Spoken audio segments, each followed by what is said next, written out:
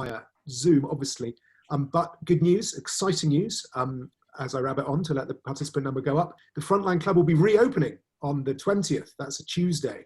So if you're in the London area, get down there. Tom will be sharing with us later how the Frontline Club intervened in his career and helped produce his book, Kleptopia, which we're also going to be talking about. There it is, Kleptopia, available in all good bookshops. Look, I'm very on brand. Misha can also talk about this one. I couldn't find any more recent books, I'm afraid, though I do have them. They're just, I think, upstairs. So Kleptoscope is an event to discuss all things related to dirty money. We started doing them at the club back in 2015 when it looked like the direction of progress was in rather more positive than it looks now. It seems quite a long time ago. But, there we go.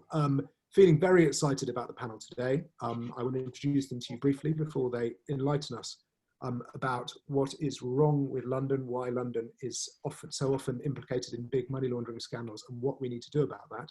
Tom Burgis works as an investigations correspondent at the Financial Times and is the author of Kleptopia, which the Washington Post says is a must read. I'm about halfway through, but so far it's good. And I've got high hopes for the second half. Anneliese Dodds is a Labour Party member of Parliament for Oxford East and has been since 2017, am I right? And Shadow Chancellor of the Exchequer, importantly for our purposes. And also importantly for our purposes, has a good track record on saying the right things about kleptocracy and taking it as seriously as it deserves to be taken, which is very reassuring. And Misha Glenny is author of half a dozen books on Eastern Europe and financial crime, including McMafia, which became the smash hit BBC television series, and That Is My Dog. He is also a member of the advisory board of Global Witness. We have about an hour to talk. Please, if you have any questions, put them in the Q&A box.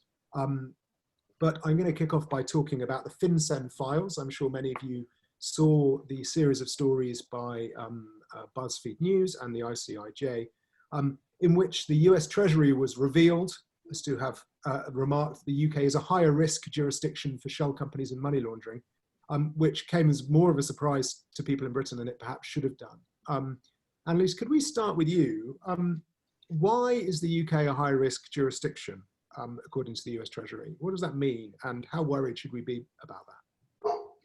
Yeah, well, thank you very much, Andrew Dog, for that question. And just first want to say what a privilege it is to be part of this panel with, people whose work I respect a huge amount. And I think the role of journalists has been absolutely crucial, very obviously, in uncovering some of the nefarious acts and activities that are very sadly rooted through the City of London. So it really is just terrific to be with you tonight.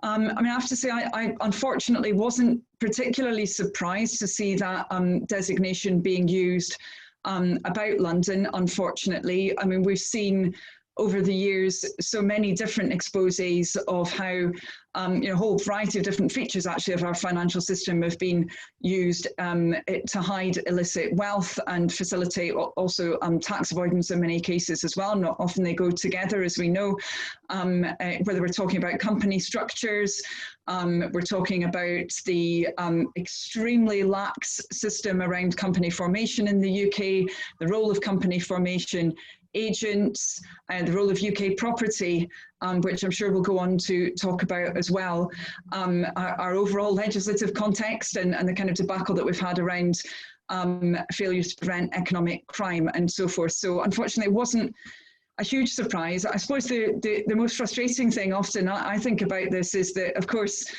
the reason why very often the UK is used is the image of our country, which is as one where contracts are kept to, where there is a clean legal system, where there's robustness and trust in the system, and yet it is being undermined, and it's being undermined in a way that obviously is extremely bad for those people who've been at the rough end of the behaviour of some of the individuals who are profiting from this. But it's also, of course, being undermined in a way that's very bad for lots of British businesses as well. So I think we always need to look at it in that context, because sometimes I hear people claiming, well, this is about keeping, the schoolgirl error there, keeping the UK as a business-friendly jurisdiction. Well, actually, the kinds of things that people on this call have been writing about are not friendly to business. They're directly undercutting decent businesses. So of the journalists that you mentioned who have been doing such great work, obviously we have two of them with us. Let's start with Misha, who probably has been writing about this longer than most. I think, I mean, you actually, like Tom and me, Misha, been written a lot about corruption in Eastern Europe. At what point did you realise that London was as much part of the problem as Eastern Europe was? Well, it was when I started writing McMafia, and what interested me about McMafia was, first of all, the collapse of the rule of law and the emergence of oligarchies supported by organized crime and either serving or former intelligence agents. But I looked at the strands of that organized crime, both in terms of what they were doing with the illicit goods and services that they were purveying, and you couldn't help but notice straight away that the main markets that they were sending cocaine or trafficking women for sexual purposes or selling untaxed cigarettes into were the United States and the European Union. And the European Union, of course, by this time in the 1990s, was a huge, huge market. So the question then led me to, well, what are they doing with the money? And what it was that they were suddenly very cash rich in jurisdictions which were politically unstable, like Russia. So, for example, if we take Russia and the emergence of the oligarchy who were seizing state assets left, right, and center and trying to liquidate those assets, just as was happening in the former Yugoslavia, using the war as a sort of cover, they were aware of the instability of their countries, and they also knew that these sort of uncertain times would not last forever. So they placed a particular emphasis on getting the money out of Eastern Europe or the former Soviet Union and finding safe havens. And this is when they discovered that globalization, as it was emerging during the 80s and 90s, had adapted existing institutions, particularly such venerable institutions as tax havens, which were really set up in the 17th and 18th centuries. What they realized was that globalizing companies in the West were already using lots of these facilities to their tax advantage, and that it was very easy to do so. And they had set up mechanisms which anyone could join in on. And so what they did was to identify a vulnerability, a weakness that was inherent in the way that financial capitalism in particular had developed in the 80s and 90s. And they just started using it. So I realized that what was happening was that it wasn't merely that they were engaged in nefarious activity, but they had these ready-made structures that Western corporations were using to their advantage that they too could exploit. And one of the problems with that is that it becomes extremely difficult to tell what money is criminal, what comes from political corruption, what comes from tax evasion, which is absolutely critical to this whole thing, because that's why these institutions are there in the first place. For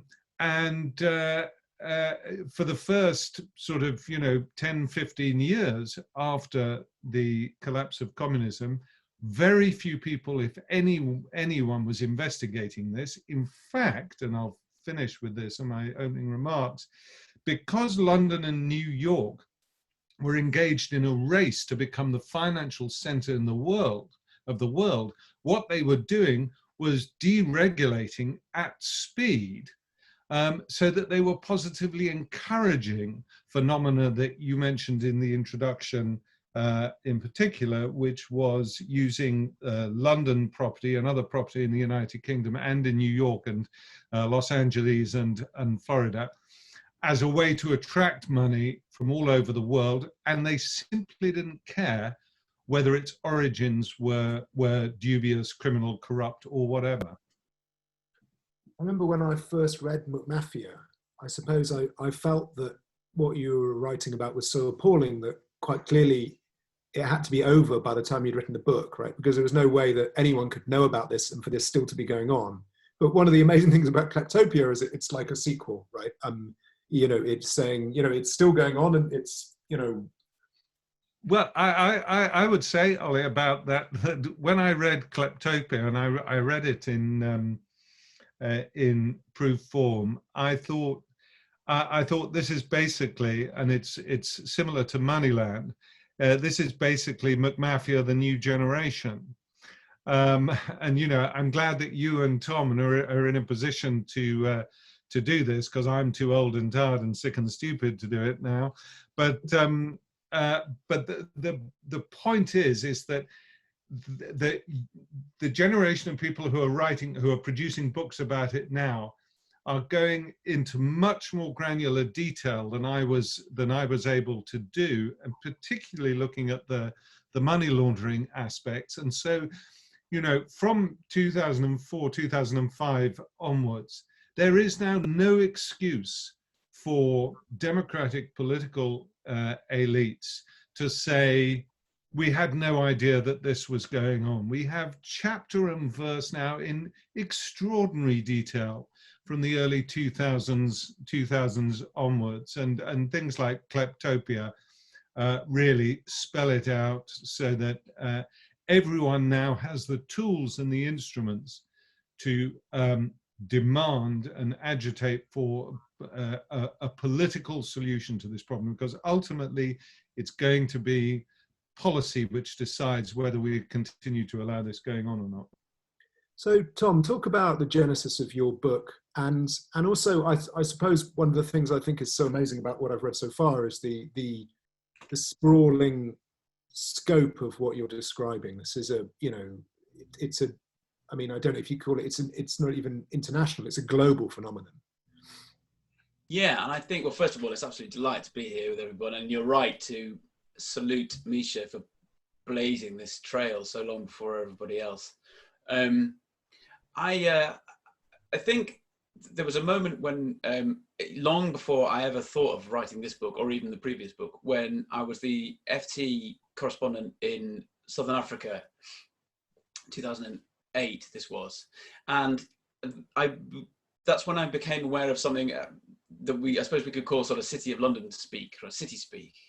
And I think that's absolutely essential to what we're trying to understand tonight, is the power of obfuscation and the power of essentially bullshit to allow, business bullshit to allow enormous criminal activity to go on through London. I went back, and I'm going to treat you to a brief extract from the market statement, the London Stock Exchange statement I read on 11th of April 2008 when I was down in Joburg, that really alerted me to this role of London as the sort of clearinghouse for kleptocracy. So it begins, and just bear with me for a second. CAMEC, the fully integrated exploration, mining and production company, announces that it has entered into an agreement to acquire an interest in platinum mining assets in Zimbabwe via the acquisition of 100% of Lefevre Finance Limited, a British Virgin Islands company. So on and so forth about the platinum that's under Zimbabwe and how much money this is going to make everybody. And then this. The purchase consideration is a cash payment of US finance from the company's existing cash balances and the issue of 250 million new CAMEC shares. CAMEC has agreed to advance Lefevre an amount of $100 million by way of a loan to enable Lefevre to comply with its contractual obligations to the government of the Republic of Zimbabwe. Merriweather Investments Limited, the seller of the shares in Lefevre, will on completion of the transaction hold a 13.07% stake in the enlarged capital of CAMEC. And then there's stuff about this being a time of significant opportunity in Zimbabwe. every single day in London, the stock exchange is flooded with statements like this, some more nefarious than others. What this actually is saying, what's remarkable about it is that there are no human beings mentioned there at all. There are two shell companies, two front companies, Lefebvre and Merryweather. They actually sound quite sort of comforting. Merryweather especially sounds like a sort of jolly pub. And what was actually going on there was that Robert Mugabe was about to lose an election. He shook down one mining house, got hold of a platinum asset. He gave it to one of his cronies, a guy called Billy Rautenbach, who had spent a long time involved in pillaging Congo. Rautenbach is Merryweather. He hides behind that company. Then he takes that, Billy Rautenbach takes his platinum mine, sells it to a London Stock Exchange company in which our pensions and the rest of it are invested. The upshot is that $100 million passes to Robert Mugabe just when he's about to lose power. It's all in there, but just translated into bullshit, so that all the money machine can keep spinning. The actual human reality is that Mugabe receives $100 million when he's about to lose power. And then he has the war chest to embark on one of the most brutal election thefts we've seen anywhere for a long time, literally beating to death people suspected of voting for the opposition candidate, pulls out, Mugabe retains power for another decade, and then is succeeded by someone from his regime. I looked up earlier as well what the life expectancy was in Zimbabwe in 2008 when this happened, and it was 46.5 years. So this sequence of dodgy deals dressed up in bullshit means that everyone in Zimbabwe has spent an additional quarter of their lives and counting under one of the most brutal dictatorships in the world. And it's all facilitated through London, and it's all facilitated simply by the existence of front companies. There's all manner of complexity supplied by the various former bits of the British Empire and the Caribbean and the Channel and so on. And the industry, Oliver, you use this term in Moneyland, the industry of de-embarrassing money, which I think is brilliant. These are all sort of the supply chain of a type of trust company or a type of dummy director or whatever it may be, assembled in London to allow powerful, corrupt people to wield money anonymously. And that's what it all boils down to, is the ability of people to use the facilities of the city to disguise their nefarious activities. So, I mean, I love that this is the provision of bullshit, right? This is just, dressing up mafia activities in legalistic bullshit to make it look good. Anneliese, as Misha said, I mean, certainly since McMafia came out, and then we've got a couple of great questions from Ed Lucas. A lot of the work Ed Lucas did in The Economist and other journalists have done. Obviously, Catherine Belton, fantastic book about Putin, came out. Putin's People, everyone read it. Anneliese, everyone knows this is happening. This is what's so terrifying. So why is it proving so difficult to do something about this? I mean, you're, there, as it were, in the cockpit, seeing what's going on. Why is this being so difficult? Yeah, I mean, I think that's a very good and very frustrating question because, I'm not saying that there's one silver bullet, but there are a range of different mechanisms to effectively remove those legitimizing covers that have just been described. It's not complete rocket science how we can get a grip on this. I'm not saying that then other loopholes wouldn't be looked for, but ultimately, I mean, some of the really egregious failings that there are in the system, as you say, they've been known about for a very, very long time. I mean, I've quoted in Parliament, I think wasn't it yourself, Oliver, you set up that company called Crooked Crook Limited. I've quoted that in Parliament and said this is clearly revealing that the company registration system is not effective. When you can have that, you can have 2-year-olds as company directors. It's an absolute farce. Now, last week, finally, we had some indications of how government may be seeking to reform that process, and that's good. At least they've released some suggestions around what's going to happen there. they've got to find parliamentary time for it. Now, we've been, and please, before anyone jumps on me and says that public toilets are important, my goodness, I know they are, but we've been talking about the taxation of public toilets in the House of Commons. We can talk about this surely and find the parliamentary time to actually get these measures through. On the register of property ownership, you know, we as the opposition, and, you know, there were Conservative members saying this as well, I'm not, you know, it's not a party political thing. We said, look, you don't need to go through the normal mechanisms to get this through. You know, just speed it up, get that register in place. We're not going to stand in the way of it, but it's still not happened. You know, I was calling on government again last weekend to do that. And you know, so much else that needs to change. I mean, all the limited partnership structures that are still there that we know are used to hide money. I mean, maybe we need to look at what the arguments are that are used to rebuff change. I very often have, you know, I'm often told, oh, it's very, very complicated, you know, with the insinuation that people don't understand business who are calling for change here. Well, as I said, this is not about preventing legitimate business, quite the opposite. And in fact, ordinary businesses are often the ones that really suffer because of this kind of behaviour. So that's just kind of obfuscation. I think we often have the use of jargon to try and hide things. Then I think sometimes also it's the fact that, you know, these are areas of public policy that don't often receive a lot of scrutiny. I mean, I know it's not exactly the same point, but we've had the only vote ever on a tax treaty in the House of Commons. I think it was over a year ago now when I called for one, when I actually read through the new treaty and saw that it was going to massively reduce Lesotho's ability to tax UK-owned diamond companies. And so I said, right, we've got to have a vote on this. It's the first time that it ever happened, from what I understand it, in the UK Parliament. So it's partly that this isn't something that traditionally, I guess, MPs have necessarily got that involved in. Now, I thought that might change with the Russia report. Arguably, it's changed around some aspects of the broad context. So the fact that we did get the what's often called the Magnitsky rules through around sanctions hasn't yet had the bite that we want it to. But, you know, that has now gone through. So we can sometimes get change. You know, there's a particularly strong foreign, I suppose, foreign policy angle there.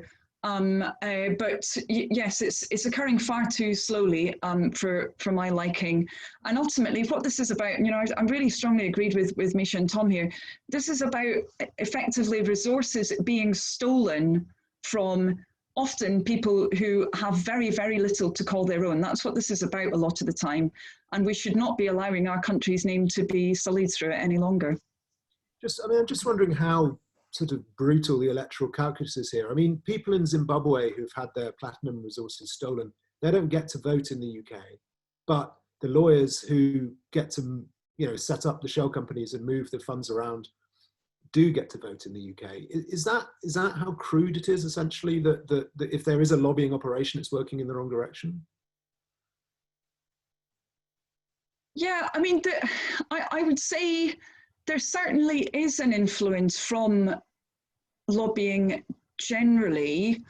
I mean, I would argue, I mean, others might not totally agree with this, and it wasn't perfect, but with the new anti-money laundering directive, where we'd push strongly for transparency around trusts, the fact that in the UK, we're going to have, you know, the toughest possible barriers for journalists to get through in order to be able to then look at that data. I'm pretty sure that's come about because of lobbying and claims being made that every, you know, I mean, it's slightly ridiculous, some of this, but, you know, I've had people saying to me, oh, but, you know, think of that trust where there's a child who really needs support from the trust, and they'll be just appallingly exploited if there's any information about them, you know, released into the public realm. That is, you know, a kind of minority of cases, and anyway, there are ways to protect them. You know, it's all these kind of spurious arguments are thrown around all the time.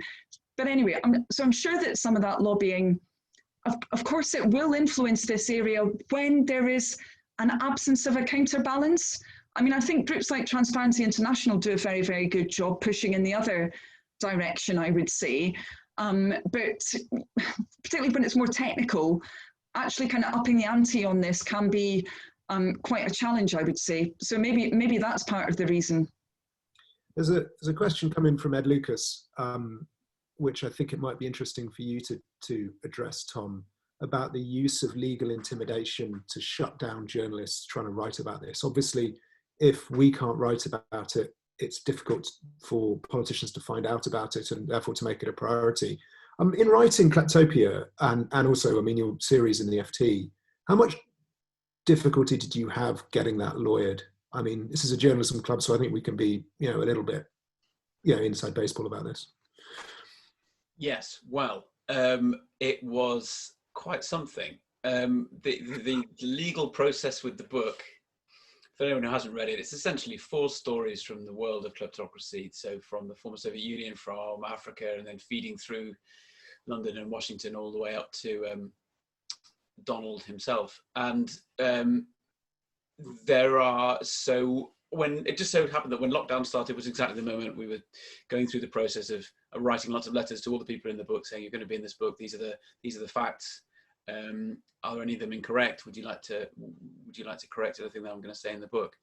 And I would like to think that I, through that process, made a decent contribution to a stimulus package for our poor, beleaguered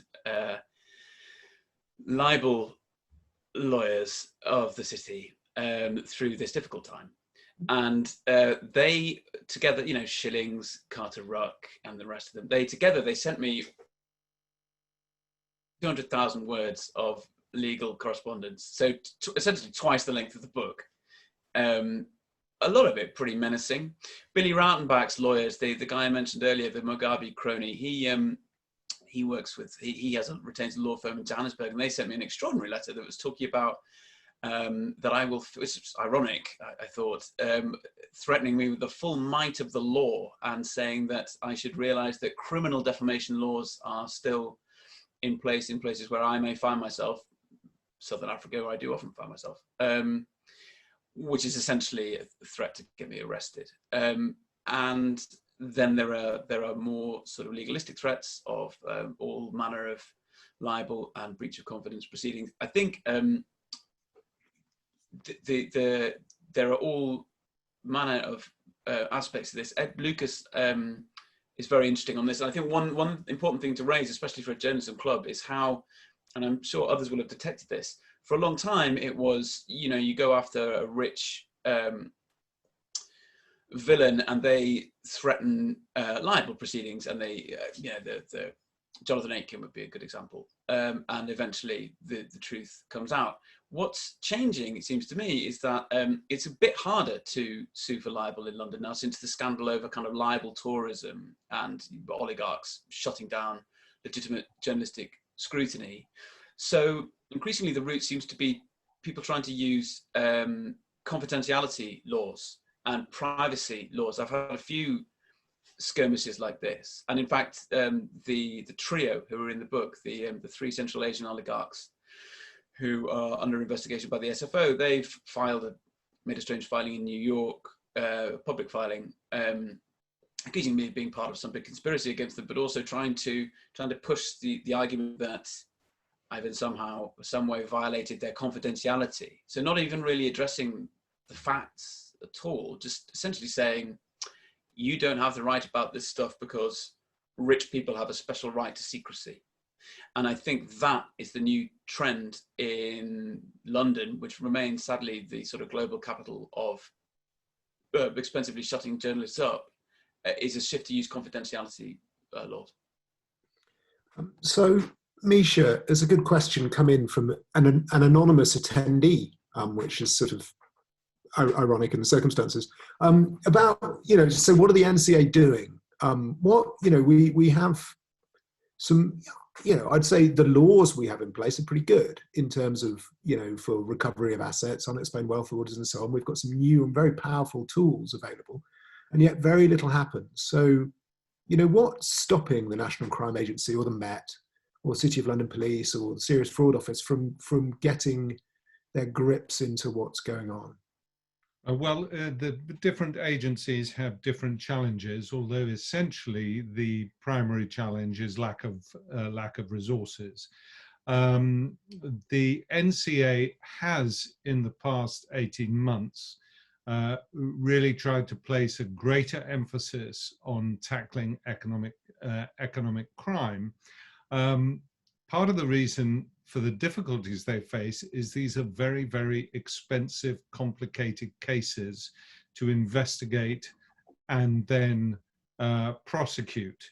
So since the unexplained wealth orders came in, for example, the McMafia law, as it's called, the problem with that is it takes months and months and months to build a case, and then you have to go through the process of negotiating with the person who's investigated by this, because as we saw recently with the most recent case, is that they can just sort of say, okay, I've done it, it's a fair cop, and here's the £10 million, but they get away without any criminal conviction, which, as far as the NCA is concerned, is a difficult thing to swallow. So they have the problem of resources. They also have the real difficulties with the nature of money laundering, how it takes place, and so on. And one of the big problems that we have is with the banks, and this is why I think the FinCEN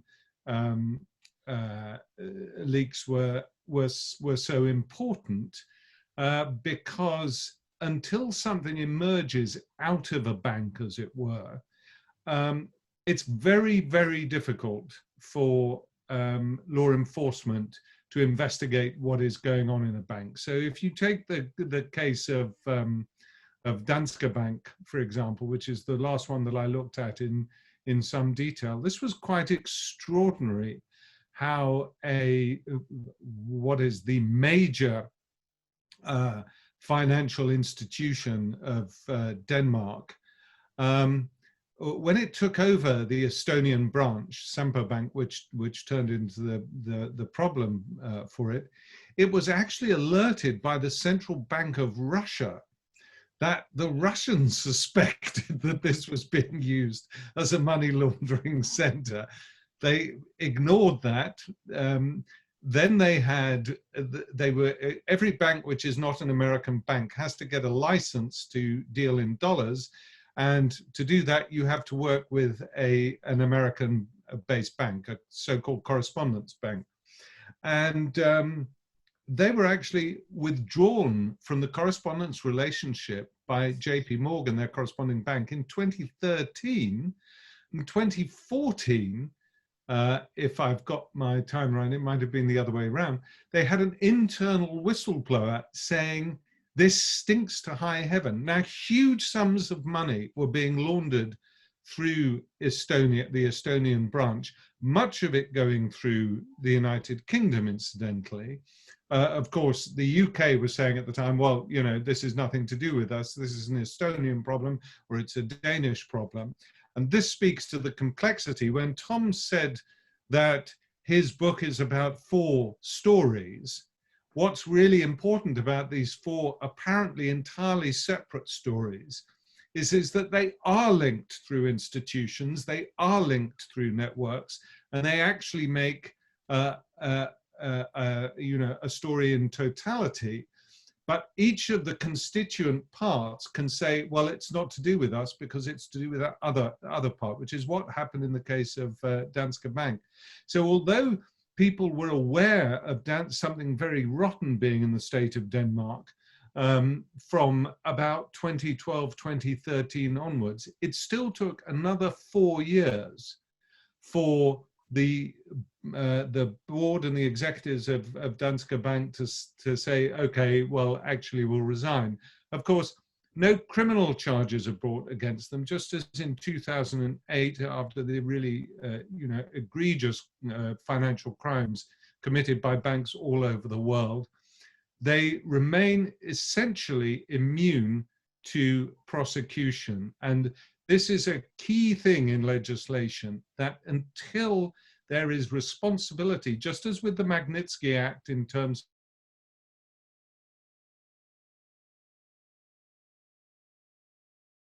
criminal responsibility for not complying with their obligations, it's going to be very, very hard for law enforcement to really get anywhere. Ollie, can I just add something very quick, briefly? Definitely. Because it also goes to what Anneliese was saying earlier about the rule of law. Like the UK's greatest strength is also its weakness here, that the ancient tradition of the rule of law is what attracts dirty money. And we often think that means, you know, someone can squirrel away the proceeds of a dodgy contract and buy a big house, and a dictator won't be able to just take it back off them. But I think there's something more fundamental to it too, and Misha alluded to it, and Anneliese as well earlier. What I hear is that one of the perhaps the most dangerous upshot of the under-resourcing of financial crime law enforcement, so the NCA and the SFO, which is extreme. So, you know, a couple of oligarchs make in a fortnight the SFO's annual budget of £50 million.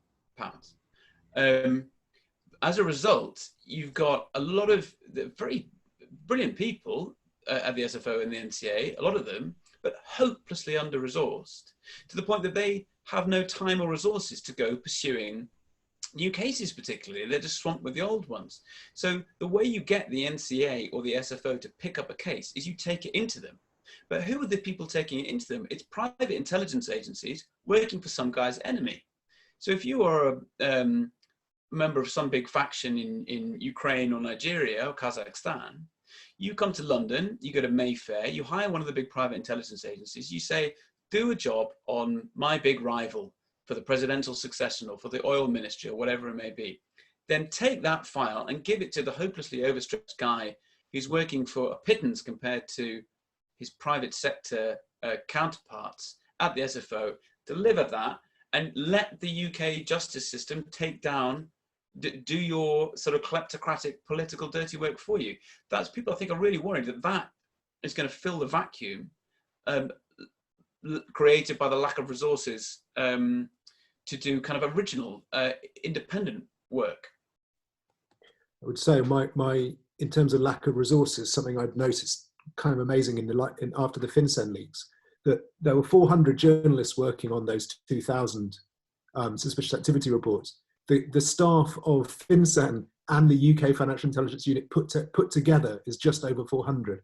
And between them, they have to look at 2.5 million SARs every year. It's just absolutely incredible. It's a disgrace, to be honest. Tom, quickly, a question from Graham Barrow, the company's house whisperer, legendary host of the Dark Money Files podcast. We in the UK, we got a pretty clean bill of health from the FATF, the G7's Financial Action Task Force, saying that we were great. Is that more, I mean, does that make the job even harder? Because then people can just hold that up and say we're fine? Yeah, I mean, it does, doesn't it? But also I think we're talking, you were asking Anneliese earlier about the question of political will. And I honestly don't think that outside a very small group of people, anyone, your average punter finds the FATF and everything about it utterly bewildering and uninteresting. And the only way to, and even nonetheless, I think them giving the UK sort of relatively clean bill of health is a shame, because it removes one potential lever of pressure. But far more likely to defer to Anneliese, who's an actual politician and knows about these things. But it seems to me that people only care about things when they affect their own safety and well-being. And I think, you can go back to the opening pages of McMafia and tragic death caused by the spread of dirty money. And in my book, I try to really get to the real human costs. So the massacre in the Kazakh steppe, or the witnesses in a corruption case who keep turning up dead, the Russian dissident shot one night on a bridge, and so on. And I think, in a way, a parallel is climate change, isn't it? That it was an esoteric scientific debate for a long time, and then people's homes started going underwater, people's communities started being ravaged by wildfires and ever more damaging weather. Refugees were leaving Chad and elsewhere because their climate was making their homes uninhabitable. And I feel like it's that kind of shift, far more than a radical shift towards extreme openness with money. You know, we were talking earlier about, Anneliese made a very good point of the argument she hears against financial transparency, about, you know, there's always a case of some kid who might be exposed. I wrote a piece for Open Democracy the other day about this, saying that argument is it's the argument of the people who say, well, I should be allowed to drive 150 miles an hour on the motorway because I've got something very important to do. We have rules, we have strict liability about speeding, taxations, and various other things, where we say, for the greater good, there is a simple rule. You can't do this. You can't speed. You can't not declare your income. We could simply say, you can't do business with a company with an anonymous owner. And lots of people would say there are problems with that. But the financial secrecy industry, right back to the Swiss bankers who pushed this nonsense Jewish money from the Nazis, which has been totally debunked, it continues to be pushed. Right from then up until now, there are bleeding heart arguments in favor of financial secrecy, and we have to cut through that by looking at the massive human cost of this continued secrecy. So, Anneliese, you're a politician here, as Tom's pointed out. How are we going to do this? You know, if you become chancellor at the next election, and which will be whenever it is, 2024 or something, what would be, you know, I appreciate you'll have a lot of priorities that aren't necessarily only this, but if you know, were to be able to get stuck into this, what would be the kind of measures you'd be hoping to be able to achieve? Yeah, I mean, I think there's a whole programme really of interventions that are necessary, that are evidence-based, that have been advocated for a long time. Actually, in some cases that are even accepted by government as necessary, but we're not seeing them being implemented, and it's taking an extraordinarily long time. I mean, we talked a little bit about a few of them, I suppose, already. The fact that we do need to have that transparency there around property ownership. We need to have it also, particularly when it's foreign-owned property ownership. We need to have it, of course, around trusts as well, and have, you know, a proper thoroughgoing implementation of that anti-money laundering directive that actually lives up to what was passed, rather than a really measly interpretation of it.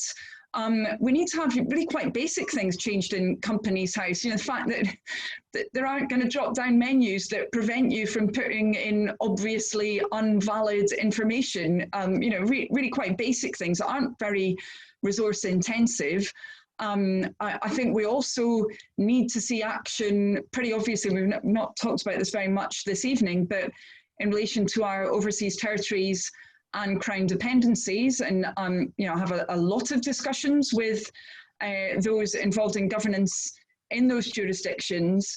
And I think that actually there are a variety of views within those jurisdictions. There are those who are pretty fed up with the current situation and want there to be transparency and want to have, you know, more sustainable and varied economies, actually, a lot of the time, that aren't so dependent on secrecy in a number of cases. So we need to have that change. And I think there are ways to do it in a way that's respectful to those jurisdictions, but which gets that change. We need to actually, I mean, we've had the consultation on a failure to prevent economic crime offence. We had it months and months and months ago, but we still don't have any plan for legislative change around that. And I think that is necessary. I really agree with what Misha said around that, about responsibility there. I mean, there are longer term issues that will need to be got a grip on. The fact that there's a really complicated regulatory landscape here. I think there's is it 26 bodies that have got some responsibilities around money laundering that now come under OPBAS, if I've given that acronym right, which was meant to bring them all together. You know, still doesn't really work very well. Unfortunately, some of them kind of war with each other, like, you know, some of the different ones representing lawyers, etc. You know, they've got very different perspectives. So that will be difficult to be running better, those kind of complicated issues. I agree with what was said around resourcing. But ultimately, you know, what's got to drive this? I think we've got to say that principle of transparency is really, really important, because, you know, even if we do get to a situation where we've got those bodies with direct jurisdiction around this, whether we're talking about the SFO or the NCA or others, they will only ever have a limited bandwidth. So we do need to make sure that that sunlight of scrutiny is available, so that we can, so that journalists can, I'm not just saying this because I'm, here amongst journalists, but so that those kinds of leads can be investigated ultimately. So transparency is very, very important here. And, we see that we need it in other areas, and yet for whatever reason, it's excluded when we're talking about financial and company ownership matters. And I'd just say finally, I talk to a lot of investors, as you'd anticipate, and I always come back to this because so often it's used as a reason for not acting. This is something that will be good for the UK's economy. It will be positive for our economy to deal with these problems. It will root out those who undermine others ultimately, so that there's no excuse for not moving ahead. Ollie, can I just come in there on the? Yeah, I'm going to ask you a specific question, and then you can take it in any direction you want, Misha. Yeah. So just because Martin Woods, the whistleblower, is on the meeting, how do you feel about paying whistleblowers, Misha? About paying whistleblowers, yeah, like they do in America? I would be dubious about that. What I do think is that whistleblowers need to be protected, which is really the problem that whistleblowers face. Is that too often they get blowback. That was the case with Graham Wilkinson in the Danske Bank case, for example, and many others. I mean, just open any copy of Private Eye, and there'll be another story about here in the United Kingdom or elsewhere where a whistleblower faces very severe personal consequences for having taken that difficult, very difficult step. And there are a lot of whistleblowers, well, they're not whistleblowers, there are a lot of people I've spoken to in companies who have very damaging information, but are simply too frightened to do it. And that's in part because they don't get the protection. The idea of incentivizing them with money, I don't think is a good one for a whole set of reasons. But I did want to pick up on what Anneliese was saying about the transparency registers. This is a really, really central thing, and ironically, perhaps to people's surprise, the Prime Minister who did most to try and establish transparency registers was David Cameron. Unfortunately, he started this initiative in early 2016. What happened to him? and as soon as the referendum result came through, then the initiative, which was a good initiative, it wasn't so much derailed as it just got completely bogged down in all the stuff around Brexit, but subsequent to 2016. And Theresa May, without questions, she slowed down this whole process. Now, the one bit of the process which did go through was the overseas territories, and it's worth pointing out that the British Virgin Islands last week finally agreed to a public register, and this is an important step forward. But really, we need the public register that not merely law enforcement, but the public themselves can access in this country. And what Theresa May did when she came in was essentially to say, oh, well, we need to have another commission to look at this. We've had about 3 commissions looking into this already. It's a classic sort of stalling tactic. At the moment, we are supposed to get this by, I think the last date was 2023. That may have changed since I last looked at this a few months ago. But really, this is absolutely central so that you can know who is behind any company. Who is the person? We need to have that person before you can attribute responsibility for certain activities. And there is absolutely no excuse for this not being standard practice, not just in this country, but around the world. So, Tom, Misha mentioned the referendum. I suppose we'd all hope that the direction of travel travel, after your book and Catherine Belton's book and all the other books going back to McMafia, and Nick Shaxson's book, of course, I haven't mentioned Nick tonight. Treasure Island's a very good book. Everyone should read it if you haven't already. In fact, read it again. The referendum, I suppose the concern is the direction of travel is towards, if it's towards Singapore on Thames, in inverted commas, and I don't think they mean that in the social housing sense. I think they mean that in the deregulation sense. How do we try, is that a worry that you have, that actually everything's going to get worse? Yes, it is. I would say that when it comes to politics, so much of this work is just to try to see where interests are becoming aligned, and where, we talk about dirty money seeking the haven of real estate or art, or, you can launder your money and your children at the same time, and spend your money on private school fees or whatever it may be. But perhaps the biggest investment is to buy political favor. And I would say that's when we get into the most murky and dangerous area. If you look back at there are big questions about the funding of the Vote Leave campaign. There are big questions now about the allocation of COVID contracts to people connected to the Vote Leave campaign and to Boris Johnson's circle. I've sat in the office of a Russian who openly says that he had connections to the intelligence services and has on his wall Boris Johnson's whiff-waff bats, ping pong to the rest of us, which he bought at a Conservative Party function. There are major donors to Boris's personal campaigns and to the Conservative Party. There are also obviously dubious donors to the Labour Party, but those in power at the moment have an astonishing proclivity for Kremlin-connected political donors. Can you imagine if that was the other way around? And the three main donors to Vladimir Putin's political campaigns were British tycoons. I imagine the Russian political elite would think that was pretty odd and probably quite a bad thing.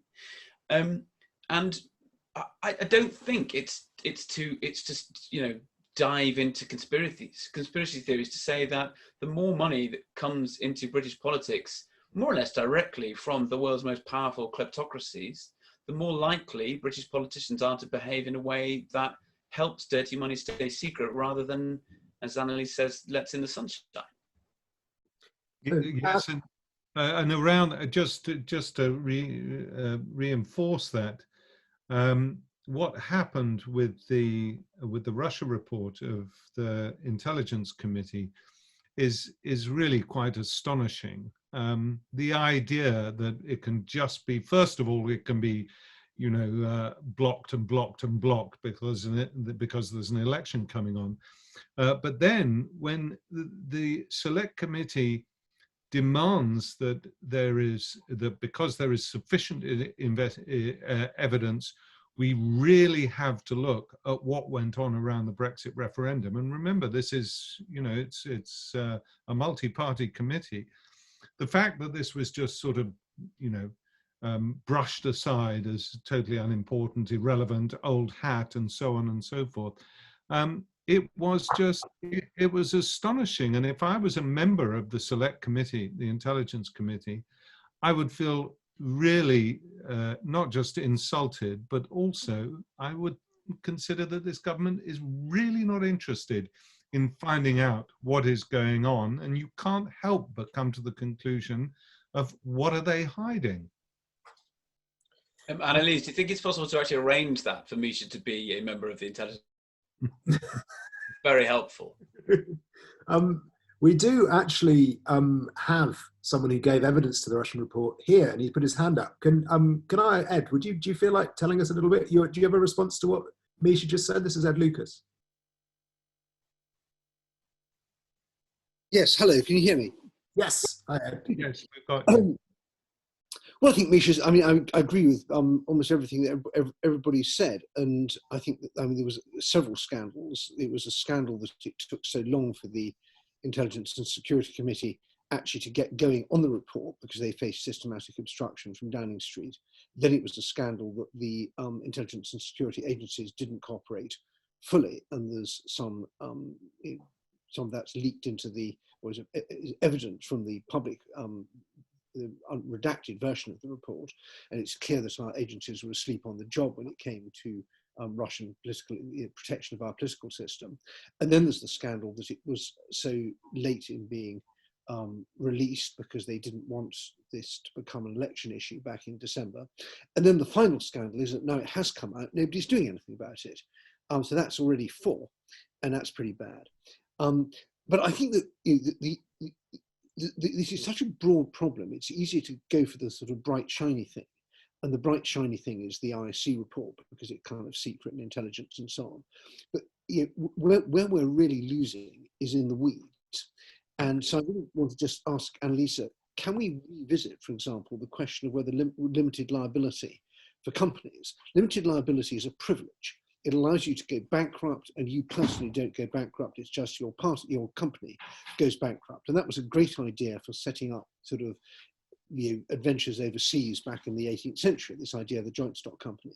It was never conceived as a way of concealing your identity. We never had a vote on that, never before Parliament. It just sort of somehow crept up on us that you could have a limited liability company and also conceal your identity. So one thing that the next Labour government, if we ever get it, could do would be to say, look, you can choose. If you want limited liability, you have to be real people, all quoted on a stock exchange with lots of real shareholders. If you want to be anonymous, that's fine, but then you are liable for every penny of every debt. And then let's see who wants to do business with you. And the answer will be nobody. There you go, Anneliese, putting you on the spot there.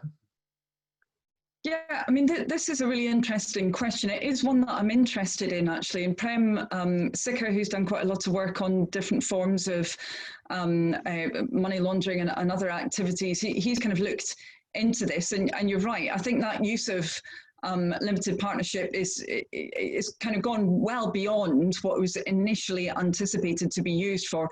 I mean, we have seen around Scottish limited partnerships, English limited partnerships, much more of a focus. I mean, there's had to be because of their misuse by particularly those coming from Russia and nearby countries, and pretty widespread evidence of misuse there. But that hasn't then led to a broader questioning of the form of limited partnership.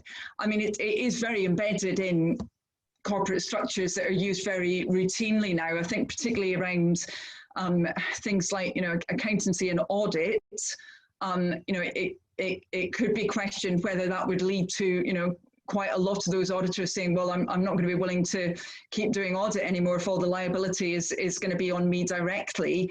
So a very radical change could be quite difficult to achieve. But do we need to look at the misuse of these forms? Well, absolutely. And I think certainly the case for SLPs, ELPs is very, very clear cut, and we've not seen enough change yet.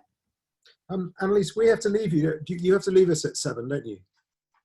Can I just ask you very quickly? Tom did ask a couple of questions, raised interesting points about politics and the potentially corrupting influence of very large donations from murky origins. Is that something that you guys are concerned about as well? And would that be something that you would think about looking at? I mean, it is concerning that we're meant to have a strong regulatory regime with clear declaration of donations. I suppose that some of the recent cases that have come out, they were declared, but then obviously there's been links into some of the investigations that have gone on recently. I mean, I've probably got to be quite careful what I say here legally myself. I don't want to kind of say anything that isn't 110% true. But, am I concerned about some of what we've seen over recent years? Absolutely, I am. I'm very concerned about it. I think it does suggest that those who don't have a commitment to, let's be honest, a rules-based international regime, those who want to move away from that, have been trying to use a whole range of mechanisms to move away from that, and potentially financial influence as well. But whenever I talk on those kinds of matters, I need to make sure that I've got very strong evidence behind me, because that, well, I suppose related to some of what we've been talking about, is often when people don't have that strong, or not even strong evidence, but where they're not, I suppose, fully lawyered, to use Tom's phrase, that they can get in trouble as a result of it, which is unfortunate, because we shouldn't be in that kind of a situation. But I think it's the reality we face right now. Okay. Well, listen, we've been talking for an hour. I think we're going to leave it. Thank you very much. Tom's book. Yay to HarperCollins for going ahead with it despite the legal threats. Thanks, yay to Tom for being here. Thanks, Misha. Thanks, Anneliese. And we will be back. Hopefully the next Kleptoscope will be in real life, and then that will be great fun and we can all have a drink afterwards. Thanks very much for joining us.